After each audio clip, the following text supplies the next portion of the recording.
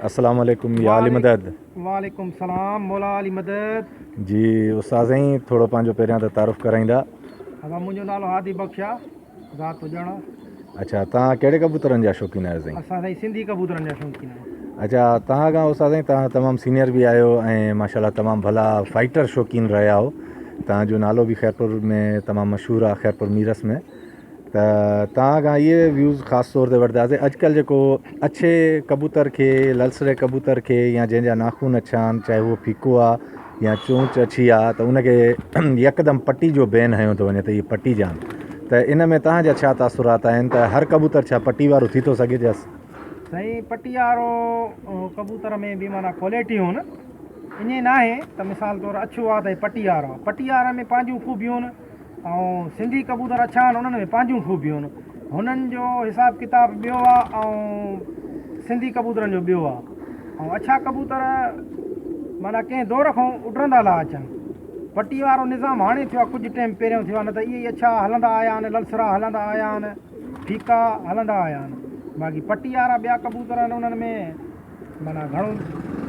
अच्छा अॼुकल्ह जेको मतिलबु पहिरियां छो जो तव्हां बि उॾारिया आहिनि सॼी उमिरि, हर शौक़ीन अछा कबूतर बि उॾारिया आहिनि। पहिरियां त मकोए ते बि ब्लैक आई वारे ते बि पाबंदी न हुई, पीले तारे वारे ज़र्चे ते बि पाबंदी न हुई, लेकिन हाणे महदूद कयो वियो आहे उन्हनि खे। त मतिलबु इन्हनि सां शौक़ु न आहे करिणो जेके इन कलर जा कबूतर आहिनि या इन अख जा कबूतर आहिनि। त तव्हां खां ख़ुशूसन सुवालु इहो कंदासीं त छा तव्हांजे मुताबिक़ इहा सही अॼुकल्ह तासुरात हलनि था त जेको वाइट कबूतर आहे चाहे उहो पटी वारो न बि आहे त अलो न आहे? हालांकि कबूतर त कबूतर आहे, अगरि उहो देसी अछो आहे त उहो मुंहिंजे ख़्याल में त तव्हां छा था सम्झो उॾारणु खपे या न, या जेके बैन हया था वञनि छा उहे सही आहिनि या न?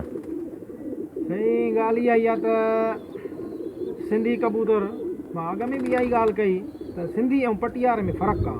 पर अॼोका असांजा उस्ताद जेके आहिनि अलाह उन्हनि खे हयाती ॾे, पोइ इहो ई आहे त माना ॾिसी वाइसी बि चवनि था त बाबा हे कबूतर अछो आहे पटी वारो आहे, माना उन ते ब्लेम हयो थो वञे बाबा हे तूं अछा छो रखिया आहिनि या हे ललसरा छो रखिया आहिनि।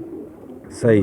ऐं उन सां गॾु गॾु तव्हां खां ॿिया व्यूज़ बि वठंदासीं, छो जो इंडिया खां बि कुझु असांजा दोस्त आहिनि जिन्हनि सां असांजो हाल अहिवाल थींदो रहंदो आहे। त इंडिया में अञा ताईं जेका आहे न देसी कबूतर जेको सिंधी कबूतर आहे उन में अगरि अखि ब्लैक आहे मतिलबु मकोयो आहे या ज़र्चो आहे, पीली अखि आहे, त उते पाबंदी न आहे काई बि, छो जो उहो चवंदा त देसी कबूतर आहे, उहो पटी वारो न आहे। त छा था सम्झो त इंडिया वारा बि लाज़मी शौक़ीन आहिनि, इंडिया में बि हिकु वॾो शौक़ु हिन वक़्तु बि मौजूदु आहे, त उन्हनि जा तासुरात तव्हांजे नज़र में ठीकु आहिनि? छो जो हो सिंधी कबूतर जेको पीली अखि में आहे या ब्लैक अखि में आहे उहो अॼु बि उॾारनि था देसी। बसि साईं इहो आहे त हर कंहिं इलाइक़े जो पंहिंजो शौक़ु आहे, किथे बंदि आहिनि, किथे अलो आहिनि, किथे कीअं आहे। तव्हांजे मुताबिक़ मतिलबु चवण जो मक़सदु त जेको सिंधी कबूतर आहे अगरि उहो अछी चूंब या नाखूननि जो आहे, अछो आहे, त मतिलबु उनखे पंहिंजा राइट्स हक़ ॾिना वञनि त मतिलबु उनखे उॾारण जी पाबंदी न हुजणु खपे।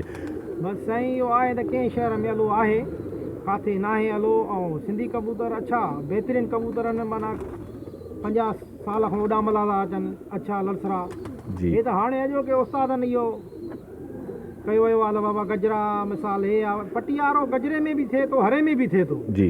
सिर्फ़ु इहो न आहे त मिसाल तौरु अछे में आहे ललसरे में आहे, न हर कलर में तो पटी वारो थो थिए, दुबास थो थिए, हरो थो थिए। मतिलबु अहिड़ा कलर बि आहिनि जिन्हनि में पटी वारा जो माण्हू चङो भलो नथो सुञाणे सघे।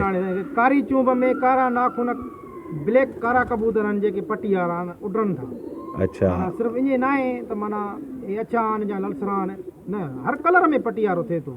सही। ऐं हिन दौर में मतिलबु शौक़ु हिकु वॾो उरूज वठी चुको आहे, ईअं सम्झो त हर टे घर में कबूतर आहिनि ई आहिनि तक़रीबन ॾिठो वञे। छो जो हिकु हीअ त अमन जो पैगाम इन जो ॾाढो कबूतर जो मशहूरु आहे, त इहे अमन जी निशानी आहे कबूतर। इन जे हवाले सां कबूतर रखण जे हवाले सां, कबूतर परवरी जे हवाले सां थोरो पैगाम ॾींदा न्यू जनरेशन खे, जेके नवां शौक़ीन आहिनि, त उन्हनि खे कहिड़े तरह सां शौक़ु कयो वञे या पंहिंजे ज़िंदगी में उन्हनि खे कीअं शामिलु कयो वञे, छा उन्हनि जी लिमिट रखी वञे?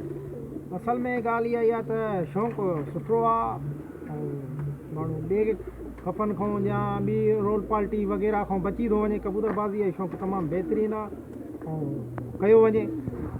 बहितर इहो ई आहे त माना हर इलाइक़े हर जॻहियुनि ते शौक़ु वधी वियो आहे, तमामु माना हर शहर में चपे चपे चौराहा चौराहा ते शौक़ु थी वियो आहे। घर में 3 भाइर आहिनि त टिनिनि खे शौक़ु आहे, जिते 2 आहिनि त 2 खे शौक़ु आहे। हीउ शौक़ु उरूज ते अची वियो आहे।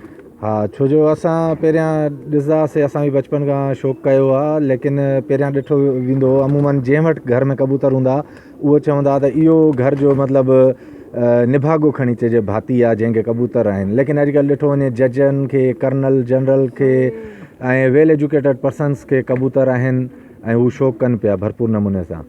ऐं असां तमामु शुक्रगुज़ार रहंदासीं उस्ताद हादी बख़्श हुजण साहिब जा, जिन्हनि पंहिंजो तासुरात ॾिना, व्यूज़ ॾिना, इंटरव्यू ॾिनो।